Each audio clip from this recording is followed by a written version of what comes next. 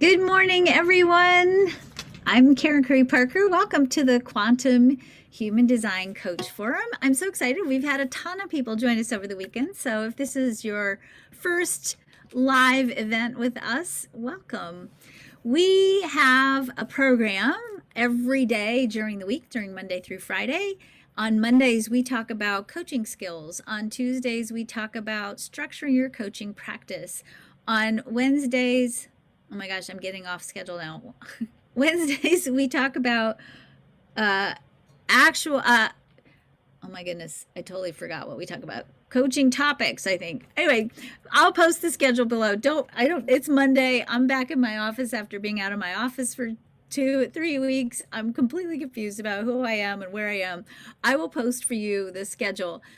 Bottom line is every day during the week, Monday through Friday, we have free live events in here. In addition to that, all of the past coaching calls have been recorded, so you'll get an opportunity if you want to go back and listen and watch them. So take the time, if you're brand new, to really watch these little short videos. They're about 10 to 15 minutes long. On Fridays, we're actually working through a template, so I'll make sure we'll repost the template so that you can go look at it. On Fridays, we're actually focusing on you and what you need to do to stay sustainable in your coaching practice. And one of the things we've been looking at is filling out a life purpose template using quantum human design. So I'm excited to have you guys here. I'm excited for Monday. I'm excited to be back in my office, although kind of conflicted because my daughter still hasn't had her baby. But I was triaging all my different kids who needed what the most. So this week, my 11-year-old really needs me here at home. So here I am. So on Mondays, we do talk about coaching skills, and we've been talking about coaching, how to coach people as they move through cycles of disruption. So when we talk about why do people come for a reading? Why do people come for coaching? Very few people are actually looking for a coach if their life is going great. Let's be real. Sometimes, every once in a while, you'll get that one person that is really excited and curious about amplifying their coaching, about amplifying their life and fulfilling their potential. So they hire a coach for peak performance, perhaps. But most people really don't hire a coach unless something's going on in their life that they're really wrestling with.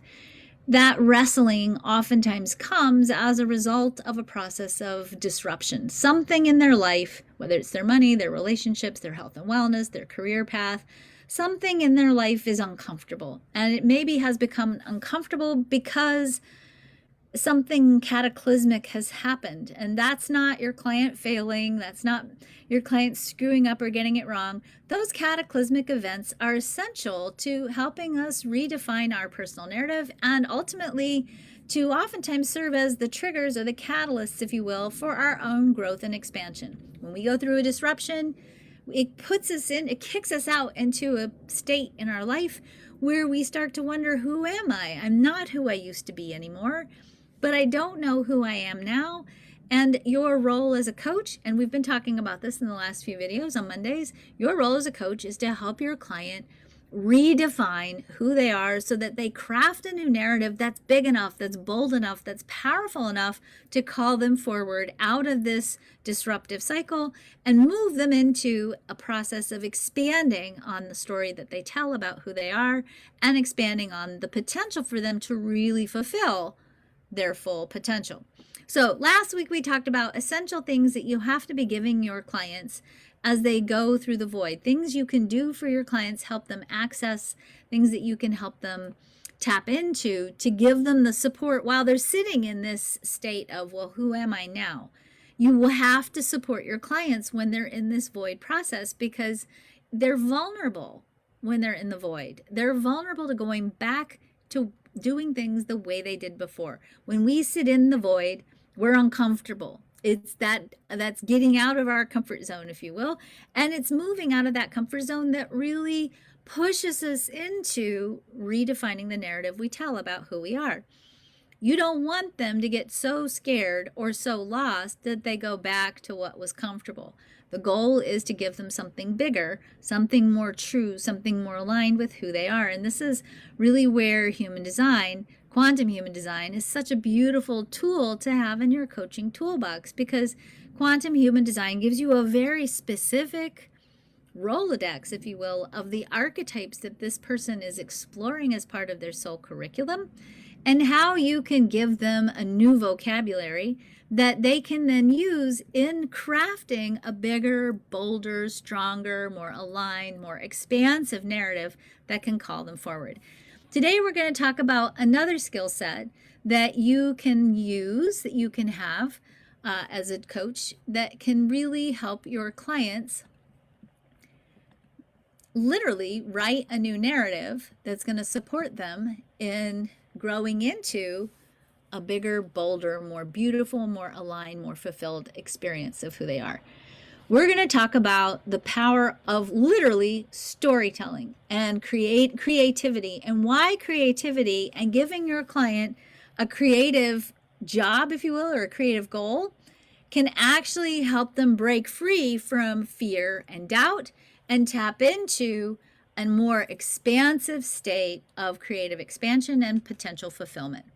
So we're going to talk about the hemispheres of the brain, and we're going to look at it through the lens of circuitry within the human design chart, and how this works, how you can use this understanding of the way these two parts of the brain work to actually activate creative power, so that your clients can start to really own the power that they already have to break free from the void and start building the life they're really dreaming of. So we're going to be referencing two circuits in this little session today. We're going to be talking about the logical circuit. The logical circuit is technically the circuit that is associated with the left side of the brain. This is where scientific methodology is born.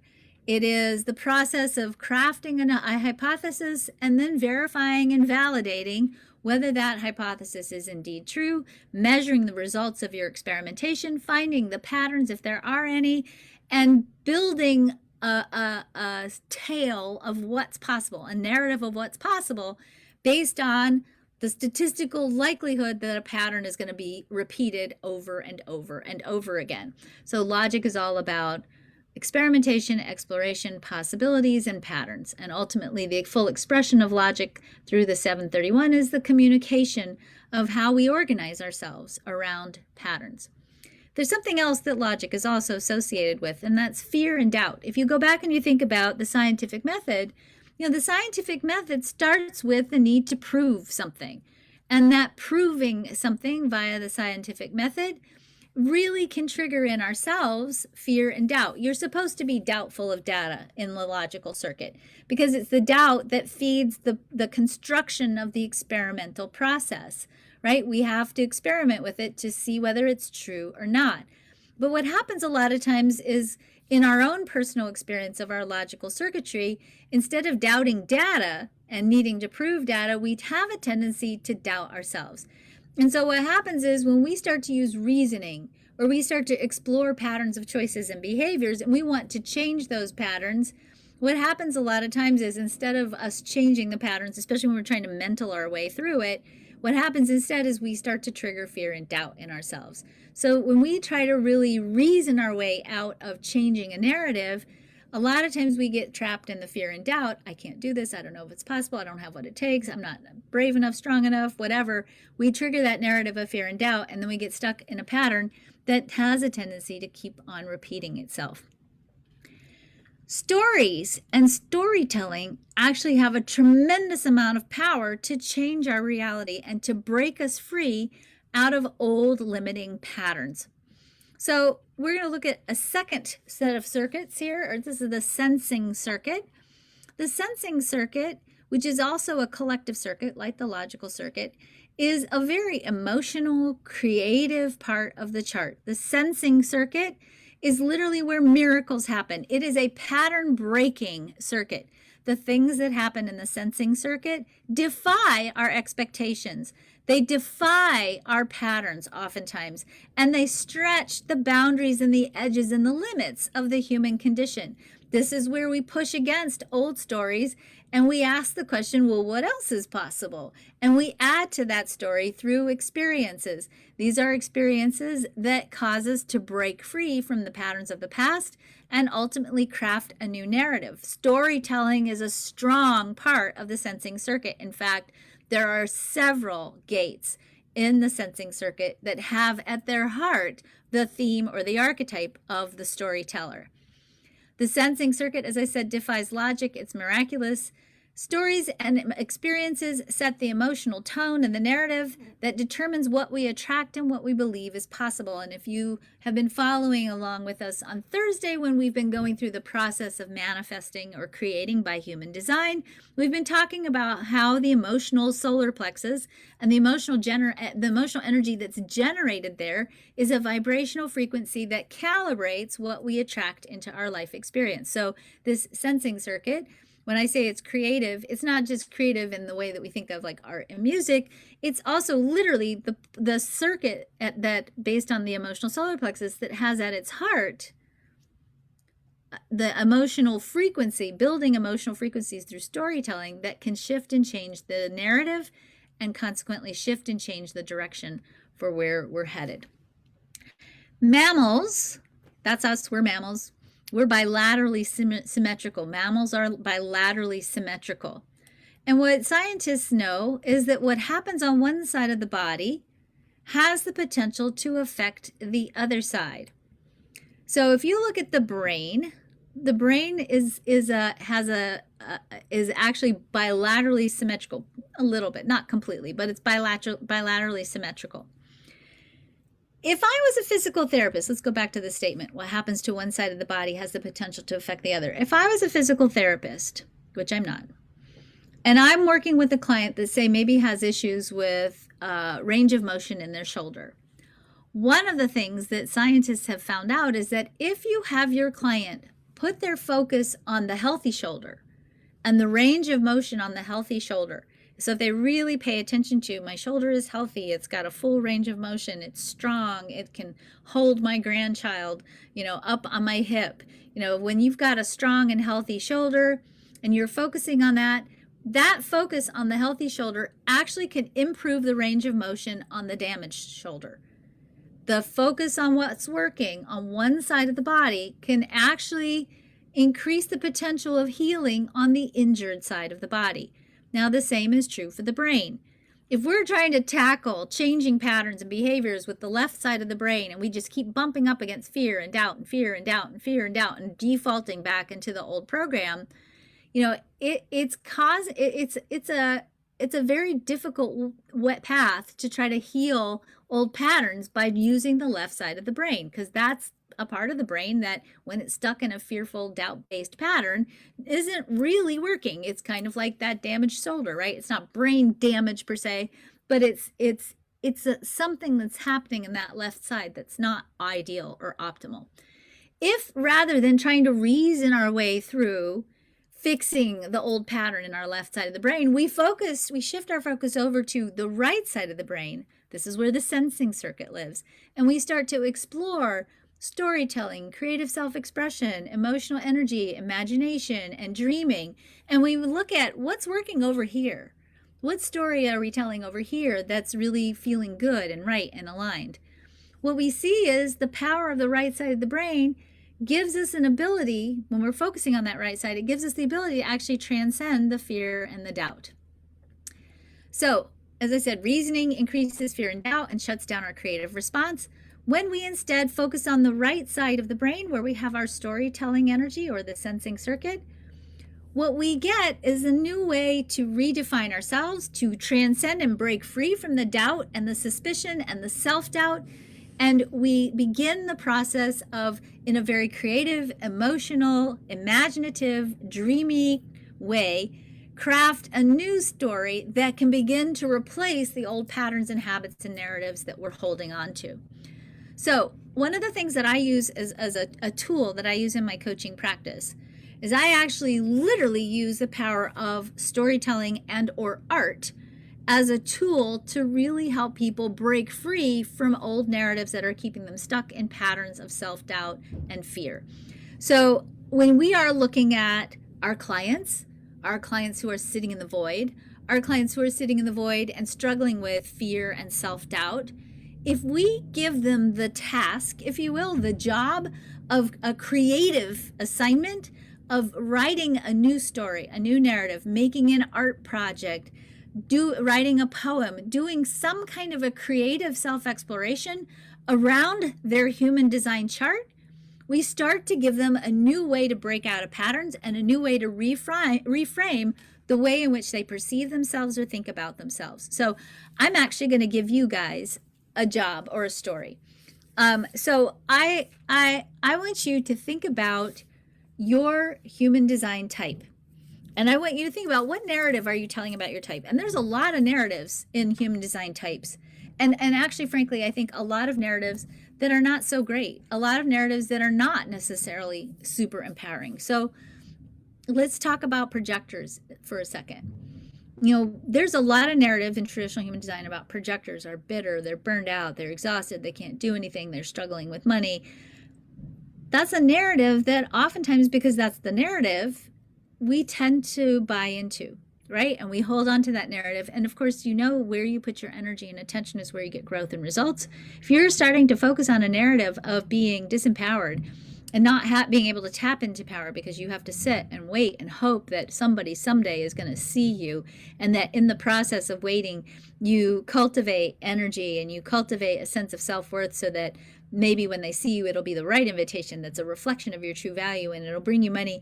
And in the meantime, there's really nothing you can do about it except hope, right? That's kind of, it's maybe an exaggerated version of the story we tell sometimes about the burned out projector. If instead you ask the projector if you could write a story about yourself, if you could step into a more expanded, joyful, creative way of understanding your type, and this is again why I changed the language, and you start talking about yourself as the orchestrator. You know, I am the projector as orchestrator, the person in front of I love the orchestrator image, right? The person literally in front of the orchestra who, with the movement of their hands, is making this beautiful music happen from the interplay of the players in the actual orchestra, right? So as an orchestrator, you're in the front and you're guiding people, you're moving your hands and setting the tone and keeping the rhythm and the pace and helping people harmonize and bring the power of their collective music together in an expansive way that creates a work of art, if you will, that brings tears to people's eyes, that opens their heart centers and inspires them and makes them feel joyful. This is the role of the orchestrator, the true role of the projector. The thing that blocks the projector sometimes is a lack of self-worth or a lack of energy. And if we start to explore, okay, let's say you're working with a projector client and they're coming in tired, burned out, and bitter, and you want to give them a different way of thinking about themselves, start explaining and exploring with them the archetype of the orchestrator and give them the job then of using that understanding as a seed for a creative process or a creative project. Have them draw a painting or do a painting, write a story, do an art project. I have in one of my classes I did, we made plaster masks and everybody got to make a mask that embodied, you know, their new story. That process of putting the energy into an exploration, using the right side of the brain, using art and creativity, and really getting out of the, oh, well, how am I going to do that? Or what are the limitations? And letting them go in an expanded, unlimited way with their imagination, creative essence, begins the process of moving them out of the old patterns of self-doubt, that old narrative that doesn't fit anymore, and moves them into an expansion that allows them to begin to rethink that old narrative, that allows them to think, okay, if my job is to be in front of the orchestra, how can I restructure my life so that metaphorically I'm in front of the orchestra? I'm leading the orchestra. How do I hold that power, that energy, that strong sense of self-worth so that when I go back to setting goals, I can start to craft those goals through the lens of the powerhouse that's in front of the orchestra. That's me as a projector. So storytelling is a powerful, powerful tool to move people out of the void into the beginning of an expanded new narrative. So start exploring how can you perhaps add storytelling or art or creativity as the beginning process of helping people literally write a new narrative about who they think they are. So the assignment that I'm going to give you guys today, as I said, think about your type. Think about the story you might be telling about your type now, maybe the aspects of it that are not so great, maybe the aspects of it that are feeling, like they might be causing you anger or bitterness or frustration or disappointment. And start looking at how could you rewrite that story? How could you rewrite that story in a really fun and joyful, empowering way so that you can begin the process of moving your identity more towards that storyline that feels so good, so expansive, so creative, so possibility oriented. That's it. That's what I got for you today. Tomorrow we'll revisit our conversation around what do you charge, how do you charge, and how does what you want to make in your business impact the way in which you structure your coaching practice. Have a really great day. Bye.